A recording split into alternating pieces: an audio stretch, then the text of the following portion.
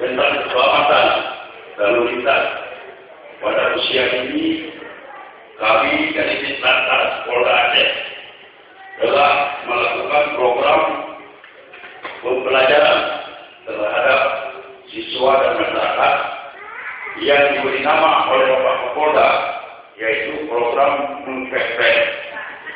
Program ini adalah program yang diaplikasikan, yang diambil dari program Dikmas Lantas dan penerangan keliling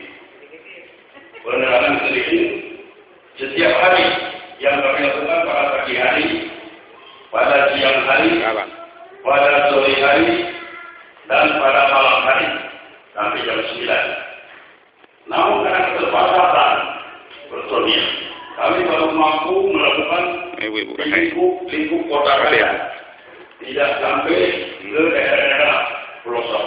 Jadi baru di kota-kota senyum, semai. Termasuk di seluruh jajaran Polres dalam wilayah hukum Polda Aceh. Jadi kami meminta dukungan Bapak Ibu guru yang berada di sini pada saat ini, yang menghadiri undangan kami untuk membantu menyebarluaskan kepada orang tua, kepada murid, terhadap murid untuk bisa mematuhi peraturan lalu lintas dalam rangka menekan angka kecelakaan dan angka pelanggaran yang ada selama ini dan kita tahu cukup tinggi. Saya itu saja. Assalamualaikum warahmatullahi wabarakatuh. Waalaikumsalam.